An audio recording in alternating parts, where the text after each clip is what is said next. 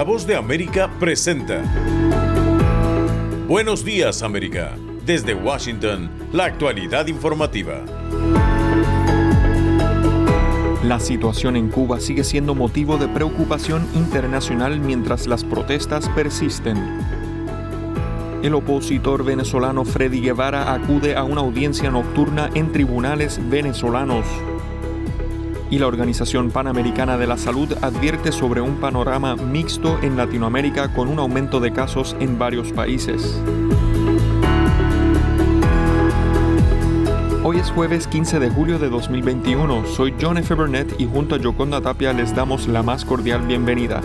Aquí comienza nuestra emisión de Buenos Días América.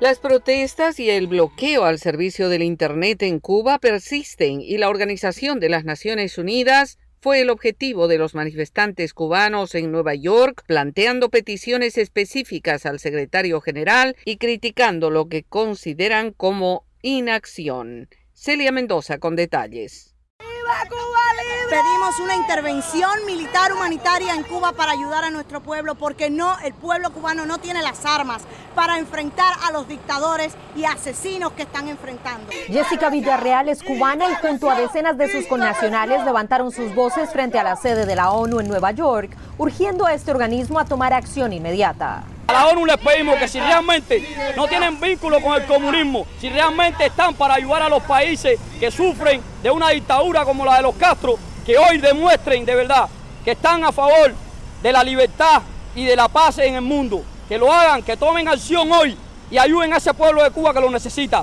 Peticiones que se escucharon dentro de la sede de la ONU, donde La Voz de América buscó respuestas de Florencia Soto, vocera del secretario general Antonio Guterres.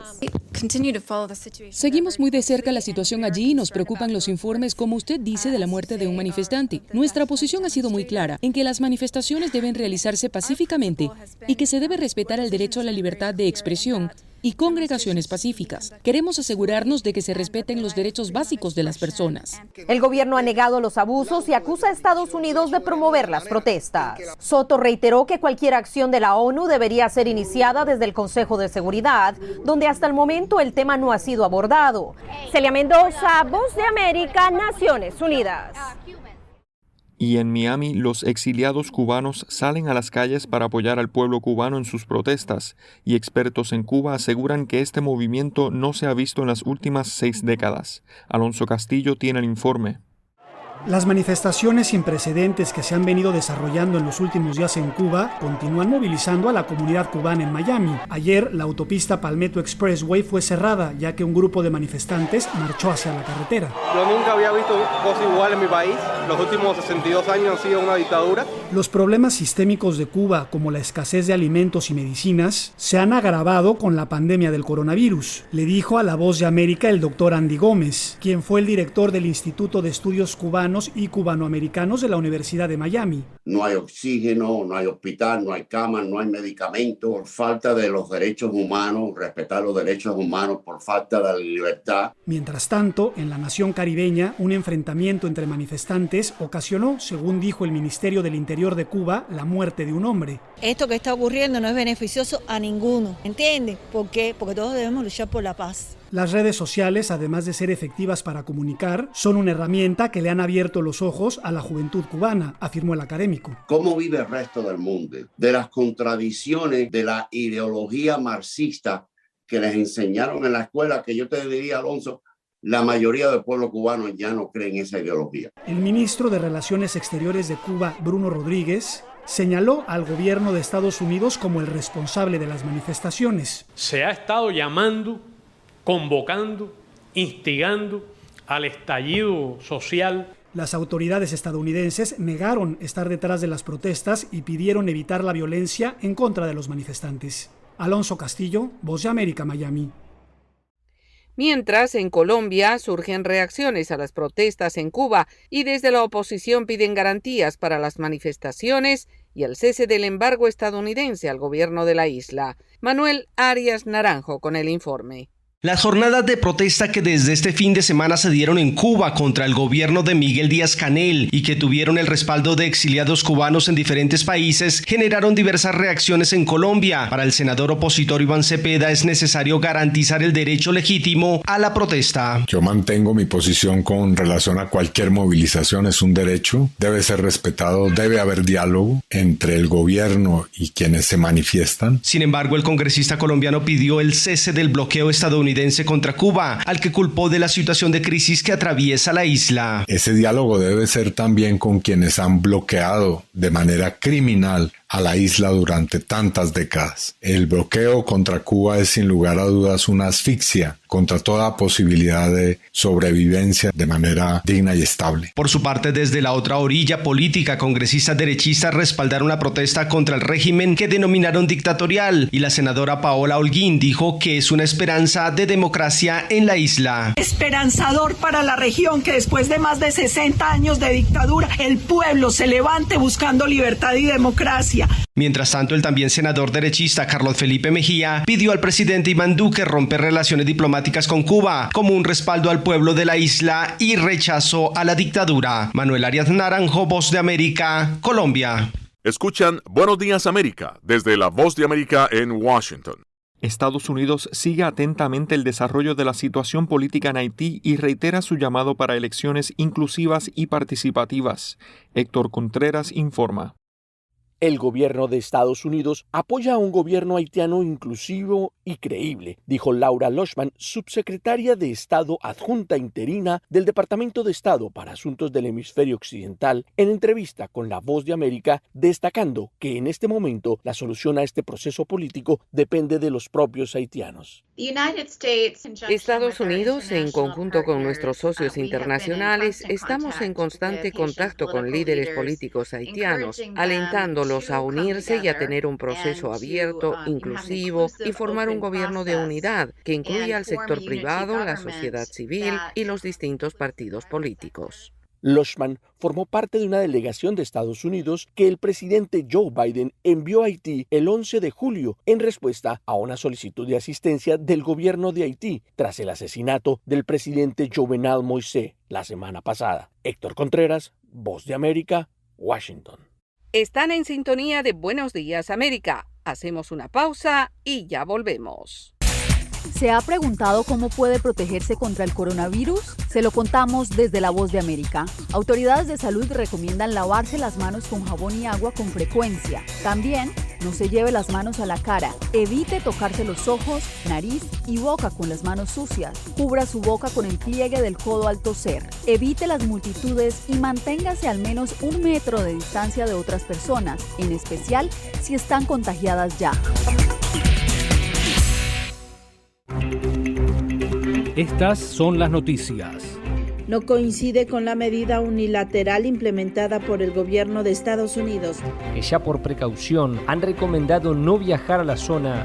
Estos son los corresponsales de La Voz de América. Giselle Jacome, Quito, Ecuador, Voz de América. Juan Ignacio González Prieto, Voz de América, Buenos Aires, Argentina. Álvaro Algarra, Voz de América, Caracas. Llevando siempre la información desde el lugar de los hechos. ¡Viva presidente! La economía de Uruguay lleva 15 años. Fue designado con 94 votos de los 128 asambleístas que forman. Sara Pablo, Voz de América, Ciudad de México. Nerima Bel Reyes, Voz de América, San Salvador. La Voz de América, ofreciendo información de lo que sucede en Estados Unidos, América Latina y el mundo.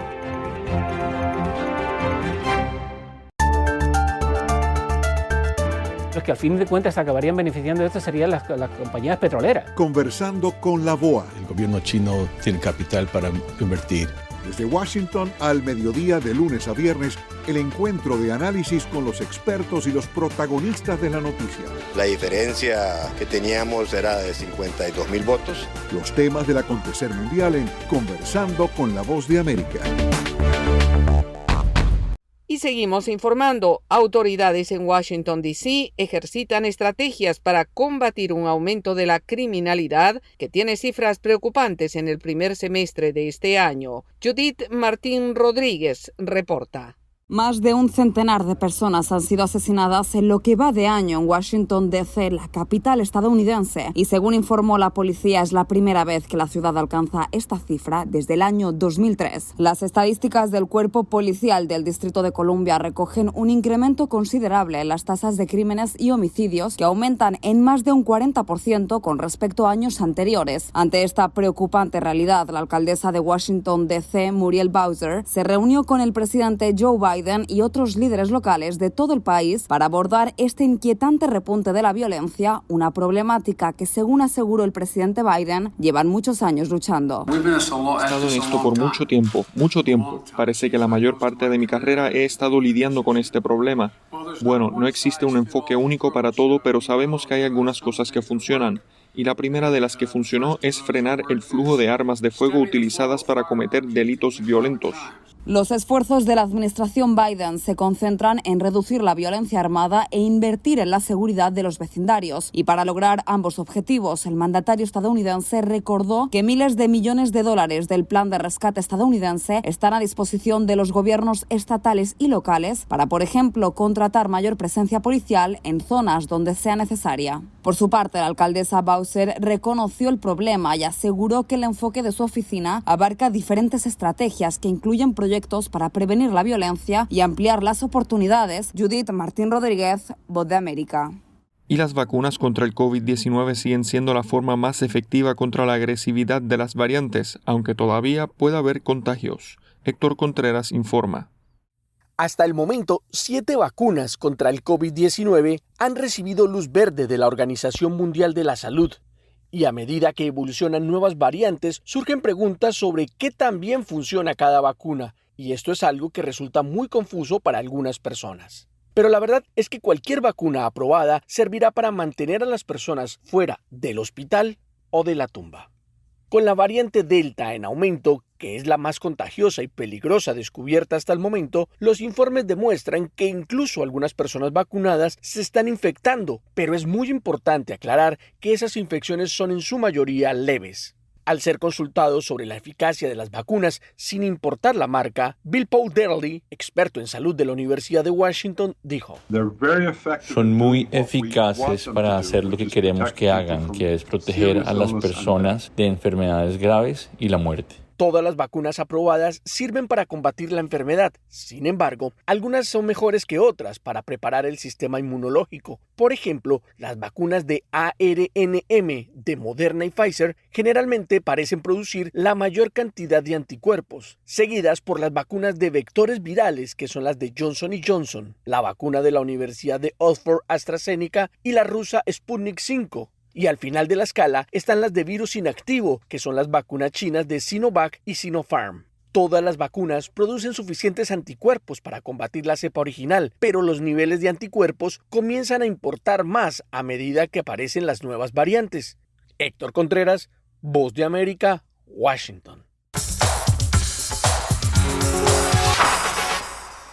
Y en otra noticia que destacamos, la Organización Panamericana de la Salud informó que los casos de COVID-19 y las variantes presentes en la mayoría de los países de la región experimentaron un aumento en la última semana, poniendo mayor presión sobre los sistemas hospitalarios y demandando mayor celeridad en las campañas de vacunación, muchas de ellas retrasadas debido a la falta de pagos de parte de los países. La doctora Carissa Etienne, directora de la OPS, destacó que cuando circulan variantes de preocupación es aún más importante que los países intensifiquen la vigilancia, especialmente si la cobertura de la vacuna sigue siendo baja, y añadió: muchos países, incluyendo a Estados Unidos, están viendo un resurgimiento en el número de infecciones. En la conferencia semanal de prensa de la Organización Panamericana de la Salud, se destacó que en las Américas se han reportado casi 74 millones de casos de COVID-19 y 1.900.000 muertes. Esto significa más de un tercio de los casos y más del 40% de las muertes reportadas en todo el mundo. También la doctora Etienne enfatizó en que las afectaciones de la pandemia no son solo estas cifras, son al mismo tiempo los graves efectos en las economías de las naciones, afirmando que no solo ha generado estragos en los sistemas de salud, sino que ha fracturado los programas de protección social y desestabilizado las economías.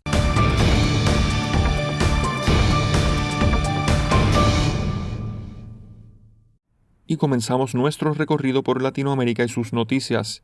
El gobierno de Nicaragua mantiene detenidos a 10 mujeres consideradas presas políticas en las cárceles del país, sin informar a sus familiares sobre su condición dentro del sistema.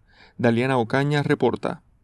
Tras el estallido de la crisis sociopolítica en Nicaragua en mayo de 2018, la cifra de los considerados presos políticos en el país ha variado continuamente y hasta mayo de este año 112 personas permanecían detenidas, entre ellos 3 mujeres. Sin embargo, el gobierno de Nicaragua incrementó la presión contra los opositores, capturando en los últimos meses a 26 líderes sociales, activistas políticos y empresarios, y de este grupo 7 son mujeres. En total, el gobierno de Nicaragua mantiene retenidas a 10 mujeres consideradas presas políticas, 8 de ellas dentro del sistema penitenciario La Esperanza y la Dirección de Auxilio Judicial, mejor conocida como el Chipote, lo que genera serias preocupaciones entre sus familiares, ya que muchos desconocen su situación actual y ni siquiera se han podido comunicar con ellas desde el momento en que fueron detenidas. Ana Lucía Álvarez Vigil, sobrina de Ana Margarita Vigil y hermana de Tamara Dávila, ambas presas políticas capturadas hace más de 30 días, dijo a La Voz de América que existen muchas condiciones particulares que elevan el riesgo al que se encuentran expuestas las mujeres dentro del sistema carcelario del país. Las mujeres solemos sufrir violencias particulares, sobre todo violencias sexuales, agresiones sexualizadas. En el caso, digamos, de las mujeres que están en el Chipote, no las hemos podido ver. Lucía Pineda Ubao, expresa política que vive en el exilio en Costa Rica, compartió con La Voz de América las dificultades que se enfrentan en las cárceles de Nicaragua. Pues es duro porque en algunos momentos han habido torturas físicas, psicológicas, el hecho de estar ahí dentro de una cárcel siendo uno inocente. La mayoría de las detenidas son investigadas por el delito de traición a la patria. Daliana Ocaña, Voz de América, Nicaragua.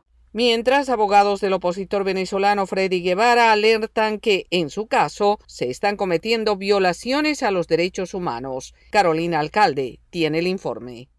Freddy Guevara, parlamentario de 2015 detenido el lunes, fue trasladado a tribunales donde durante toda la madrugada de hoy fue celebrada una audiencia de presentación en la que fue ratificada la medida privativa de libertad en su contra y fue establecido como centro de reclusión una de las sedes del Servicio Bolivariano de Inteligencia Nacional, según informó el partido Voluntad Popular. El Ministerio Público había adelantado que, entre otros cargos, le serían imputados los delitos de terrorismo y traición a la patria. La audiencia tuvo lugar luego de que se cumpliera el plazo constitucional de 48 horas para llevar a cabo el procedimiento. Teresli Malavé, integrante del equipo defensor de Guevara, resaltó la gravedad de los patrones de violación a los derechos humanos de los presos políticos y aseguró que este caso no es la excepción. Primero lo detienen arbitrariamente. Ya ustedes vieron, el fiscal general de la República dijo que lo habían detenido porque estaba vinculado supuestamente a los paramilitares y que iba a designar 2 fiscales del Ministerio Público para que investigaran.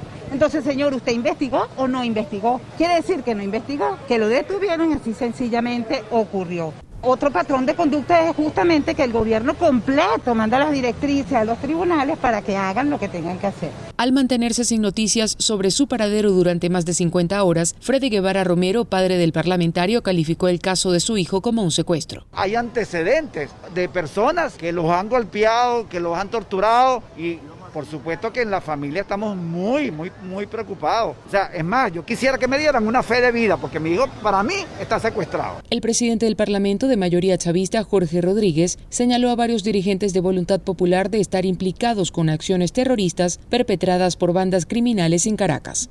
Carolina Alcalde, Voz de América, Caracas. Están en sintonía de Buenos Días América. Hacemos una pausa y ya volvemos. Estas son las noticias. A tempranas horas de la mañana, acompañado por sus aliados políticos, el presidente no coincide con la medida unilateral implementada por el gobierno de Estados Unidos, que ya por precaución han recomendado no viajar a la zona. Estos son los corresponsales de La Voz de América. Álvaro Algarra, Voz de América, Caracas. Giselle Jacome, Quito, Ecuador, Voz de América. Juan Ignacio González Prieto, Voz de América, Buenos Aires, Argentina. Llevando siempre la información desde el lugar de los hechos. La economía de Uruguay lleva 15 años de crecimiento ininterrumpido. Fue designado con 94 votos de los 128 asambleístas que forman. Sara Pablo, Voz de América, Ciudad de México. Neri Mabel Reyes, Voz de América, San Salvador. La Voz de América, ofreciendo información de lo que sucede en Estados Unidos, América Latina y el mundo.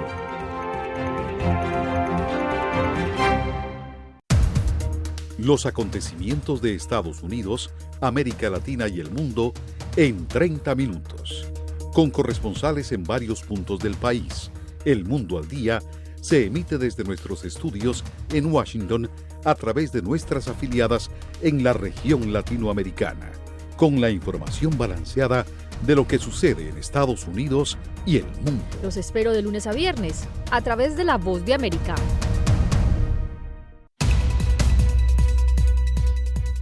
¿Qué tal, amigos? Les saluda Henry Llanos para invitarlos a escuchar Deportivo Internacional. De lunes a viernes, el resultado y las noticias de los eventos deportivos internacionales en un solo lugar. Deportivo Internacional, una producción de La Voz de América.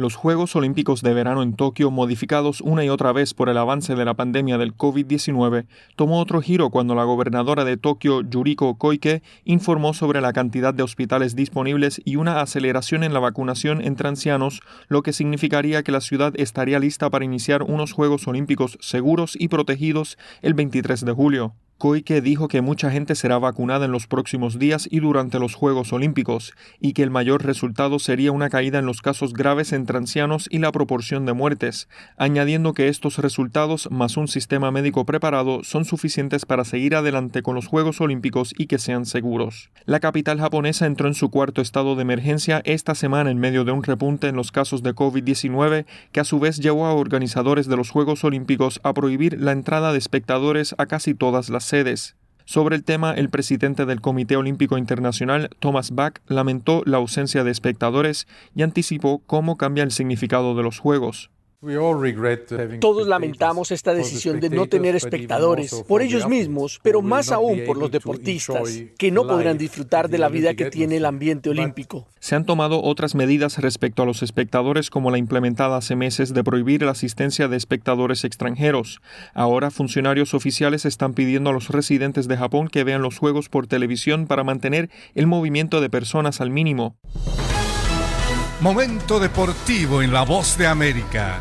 Les informa Henry Llanos.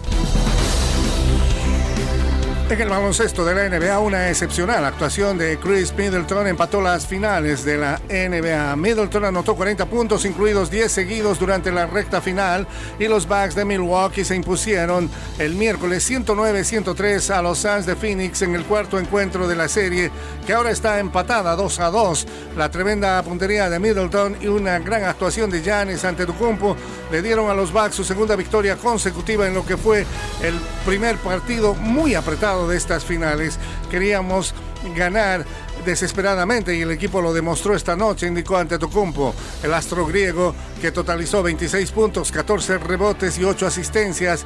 Su récord de partidos con 40 tantos quedó entrecortado, pero para los Bucks el número más importante es el marcador del partido en el cual empatan la serie de finales del baloncesto de la NBA en Estados Unidos.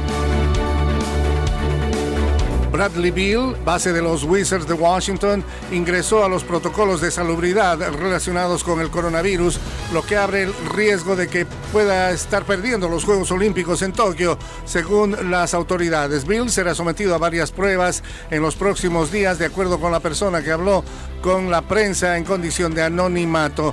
Los resultados de las pruebas posiblemente determinarán si sigue en la alineación, según la fuente. Un integrante de la selección masculina de básquetbol de Estados Unidos ingresó a estos protocolos de salubridad, según el anuncio de la federación, sin identificar al jugador. Esta federación aún podría reemplazar a Bill antes de viajar a Tokio a los Juegos Olímpicos. Henry Llanos, Voz de América, Washington. Están en sintonía de Buenos Días América. Hacemos una pausa y ya volvemos. La Voz de América presenta Cada semana, La Voz de América te invita a ser parte de Venezuela 360. Para empoderar las voces que quieren reunir a tu país. Para escribir con ritmos contagiosos. Un nuevo capítulo en tu historia. Con un mismo lenguaje. El de la esperanza. El del futuro. El de la vida. Únete a un equipo de origen hispanoamericano que trabaja para conectarnos con el ADN venezolano. Conéctate con los tuyos. Conéctate con nosotros. Conéctate en WhatsApp digitando +1-202-549-8691. Y conviértete en protagonista de una historia que tú mismo ayudarás a construir. Conéctate cuantas veces quieras con Venezuela 360 en buenoticias.com. Y sé parte de nuestro equipo de redacción a través de tu conexión WhatsApp. Recuerda, +1-202-549-8691. And the Oscar goes to... Acompáñenos de lunes a viernes con las noticias del mundo del entretenimiento. Lo mejor del cine. So, Skrulls are the bad guys. Los estrenos de Hollywood. I've never seen anything like this. Who am I? She's the last of her kind. So I'm 300 years old. The leader you are. You have the most advanced weapon ever. Lo mejor en música. Las noticias del espectáculo. Lady Gaga declaró al diario The New York Times que el actor Alec Bowen dijo el miércoles que se inscribirá en un curso de lunes a viernes. El mundo del entretenimiento llega a ustedes desde los estudios de La Voz de América en Washington. Se estrena esta semana aquí en Estados Unidos un documental sobre el chef Anthony Bourdain, Roadrunner, Trotamundos, el autor de bestsellers y presentador de programas de televisión que siempre escuchaba atentamente a sus invitados a la mesa, se suicidó en Francia hace 3 años. Roadrunner está dirigida por Morgan Neville. Lin-Manuel Miranda, Leslie Odom Jr. y casi todo el elenco principal de Hamilton obtuvieron nominaciones al Emmy 2021 por la versión filmada del musical. Miranda y Odom Jr. fueron nominados como mejor actor principal en una serie o película limitada o de antología por sus interpretaciones de Alexander Hamilton y Aaron Burr. Los coprotagonistas David Diggs, Anthony Ramos y Jonathan Groff fueron postulados en la categoría de mejor actor de reparto en una serie limitada o de antología o en la categoría de película. Thomas Kail fue nominado por su dirección. Hamilton se enfrentará en la categoría variedad con la versión filmada de American Utopia de David Byrne, los especiales de reunión de Friends y West Wing y 846 de David Chappelle. The French Dispatch de Wes Anderson se estrenó en Cannes. The French Dispatch son en realidad varias mini películas diferentes y en ella actúan Benicio del Toro, Adrian Brody, Tilda Swinton, Lea Seydoux, Frances McDormand, Timothée Chalamet, Bill Murray y Owen Wilson, entre otros. Nos vamos a 1986. Simply Red lleva Holding Back the Years al primer lugar de las 100 calientes. El nombre de la agrupación se debe a la voz principal, el pelirrojo cantante británico Mick Hucknall. Su segundo éxito en las listas llegó en 1989 y fue una versión del éxito de Harold Melvin and the Blue Notes, If You Don't Know Me By Now, Grammy a Mejor Canción de Rhythm Blues y primer lugar de la cartelera adulto contemporáneo. 1974, Billy Preston debuta en la Hot 100 con Nothing From Nothing, Leaves Nothing, que alcanzó el primer lugar. Preston falleció en 2006 a los 59 años. 1974, Eric Clapton llega a la cima de las 100 calientes con I Shot the Sheriff. Yvonne Elliman ayudó con los coros de la grabación. Clapton fue el primer músico en ser incluido 3 veces en el Salón de la Fama del Rock and Roll, primero como miembro de los Yardbirds en 1992, luego con Cream en 1993 y finalmente como solista en el 2000.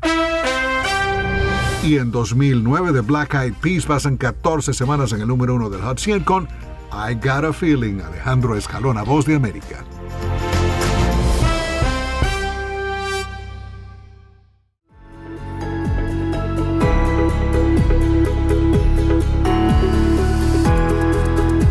Y esto es todo por hoy en Buenos Días América. Soy John F. Burnett y me acompañó Yoconda Tapia.